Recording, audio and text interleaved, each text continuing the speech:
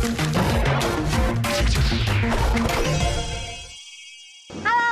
各位观众朋友，大家好！猜猜看，我来到哪里了呢？今天呢，就来到那个台湾唯一的客家渔港，台湾唯一的客家渔港哦。让我们一起来看看这里的渔港跟老其他的渔港有嘛个不一样呢？来你看呐。 你怎么会带我来到沙滩这边呢？猎岛係本身喺條邊幸福嘅一面吼，等於對獵島做侷古嘅回收。哦，就是在这个地方。就在這個地方。哦，你看前面前面那個整個沙灘那個都就是了。剛好我們是不是可以教觀眾朋友講這個沙灘的客家話該怎麼說？老師，你的海陸怎麼說呢？海邊。四線腔的講法呢，就是叫做撒巴。撒巴，沒有錯，就是撒巴。 哦，没有错，就是撒巴。好，老師，那我們再走走來去前面看一下好了。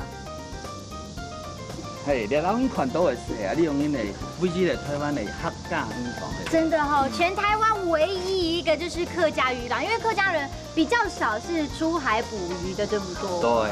對。老師，那這個漁港在這邊有幾年的歷史了？我民國39年開始建，一直到現在應該有幾年？60幾年。差不多。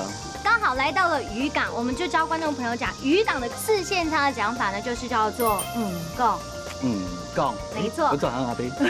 剛好趁這個機會呢，你看我們後面這麼多的漁船，我們也可以講一下，就是漁港裡停了許多漁船。四線腔的講法就是港底度停呢東島算。